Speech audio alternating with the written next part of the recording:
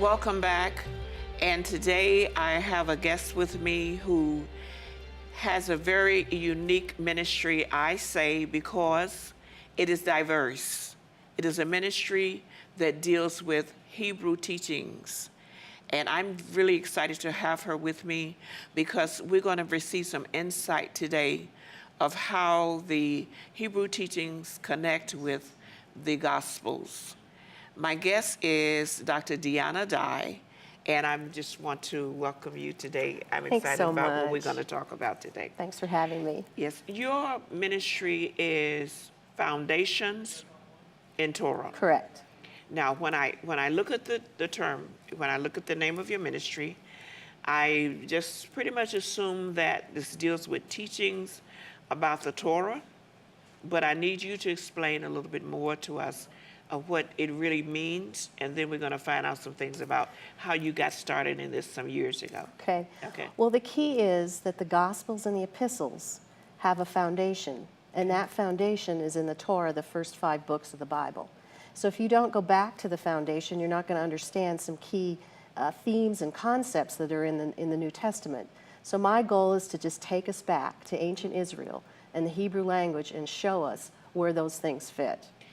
Okay, so as you deal with the foundations, do you have to teach individuals Hebrew? Or Well, how does that work? I don't want to frustrate people, but Okay. the reality is that the Hebrew language is entirely unique. In Yes. fact, the sages tell us that the 22 letters of the Hebrew alphabet are the building blocks for the entire universe. So the Hebrew language is unique in what you can do with it. It's a very action-oriented language, uses a lot of verbs, but you can take apart the letters. They have number values. You can turn the letters around, and you can find deep meaning inside those letters that help give an added understanding. I recognize that a lot of people are probably never going to learn Hebrew, but we do Okay. have a lot of resources to help people. So we have lexicons and things so people can at least find out what the words mean. Okay, now you mentioned a word, sages. Exactly what is a sage? Well, it depends on the time frame that we're Okay. looking in, but I tend to go back to the period of the First Temple period, time of Yeshua, we call Jesus. Yes. And people like Josephus, and we have Philo, and then the rabbinic traditions, the rabbinic literature. There's the various sages that wrote some of this literature that helps us understand the thinking of the time and what was going on in the community then. How did you get started with this? How far back does it go? Tell I've us about actually been yourself. doing this type of research for 35 years. Wow. Yeah. Okay. Long time. That's awesome. Uh-huh. But I was born and raised in a conservative Jewish home in Canada. Okay. So my upbringing was Jewish. I went to Hebrew school. I learned Hebrew as a child, learned the prayers, learned to read and write. And I went to an Orthodox Jewish summer camp. And then my family, we celebrated the festivals. We would attend Passover Seders at my grandmother's house, etc. So that part of my life was very rich and full with the Hebrew tradition. Although it got to the point where it wasn't enough for me. Okay, I understand. And then I think I understand. Then I it. became a hippie. Oh, you were growing up during the hippie age. Yeah. Okay. So you find a lot of Jews end up going into the New Age I movement. didn't know that. It's Okay. true. I think it's because there's a hunger in their heart to know God, so they think they can find it in New Age. So I spent a lot of years, running around trying to find the truth in the New Age movement. So it was quite a bit later, but I did meet my Messiah, Yeshua, Jesus, face to face. And then I realized as I became a believer, and that was the first time I ever read the New Testament.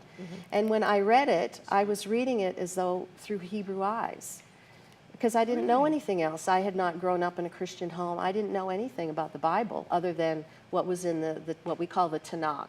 That would be the Torah, the writings, and the prophets.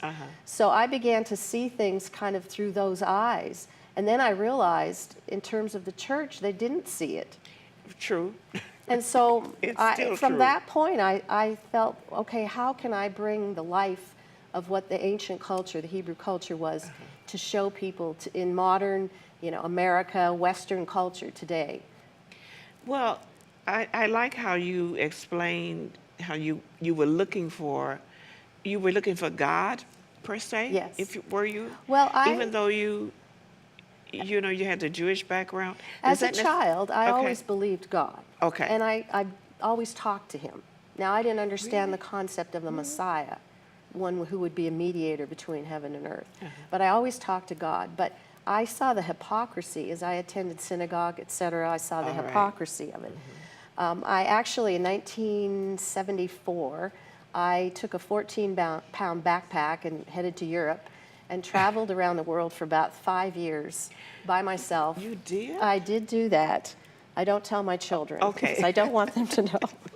But honestly, it was a search for God. And so I formulated 3 things in my mind. If I found God, if you Right. will, I knew it was him. So those 3 things were that that lesson would be easy to understand, it would be for everyone, and it would be based on love. So whatever truth I found, if it formulated in those 3 things, I knew it was the truth. And so I went on a long search. And all the different religions that I went through, none of those things met Yes. that criteria until I came face to face with Yeshua, Jesus the Messiah. That is so exciting.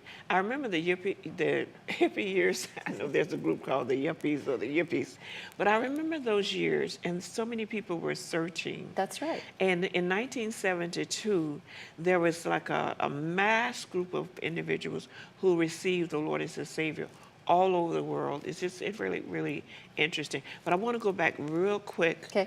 because in the after break, we want you to share with us some things about the Torah. I guess we could say the portions that we can expect to study if we want to on next week. But you said something about the Hebrew letters and their relationship to the universe. Yes. Well, Can let me you- just give you an example Okay. of what you can do with the Hebrew language that you can't do with any other language. All right. So take the word for son in Hebrew. It's ben, and the 2 letters that form son is a bet, which is the 2nd letter of the Hebrew alphabet, and a nun. So when you take the bet and the nun and you put them together, you get ben. Okay. Well, the key is if we go back and we look at a bet, what does it mean in the original Hebrew? It is a house. A Yes. bet is a house. A nun is a seed. So the continuing seed of a house is a son. Yes. So that's how the language, it's a very concrete language. One of the problems that we have is in the New Testament and in modern Christianity, everything is abstract. It doesn't have a concrete meaning. Right, it But in doesn't. Hebrew, everything is very concrete. So the son is the continuing seed of the house. And everything functions like that. So the word for father is av, it's an aleph and a bet. Now the Aleph? aleph means the strength of the house, the head of the house, the strong one. And again, the bet is a house. So the strong one of the house, or the head of the house, is the father. So everything works in those terms. That's why it's such an amazing language. I love that. Yes. I love it. Now, I've looked at my name so often because it has a derivative of Beth, Okay. you know, Elizabeth. Yes. Thanks. So Psalm 119 is special to me. Okay. The 2nd letter, Yes. would that be right? That's right. Meaning the one who dwells, would that be? Well, I mean, How would anything I, related articulate to that a already? house, yes. Well, Psalm 119 is the most amazing of all the Yes. Psalms, really. Okay. So it's an acrostic. So 8 verses start with the letter Aleph, and then 8 verses start with the letter Bet, and then 8 verses start with the letter Gimel, and you go through all the entire Okay. letters of the alphabet, 22 letters.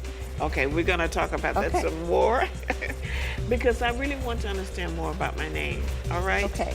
So shortly we're going to come back and speak with Dr. Deanna Dye some more about the Hebrew teachings. This is such a blessing. Thank you.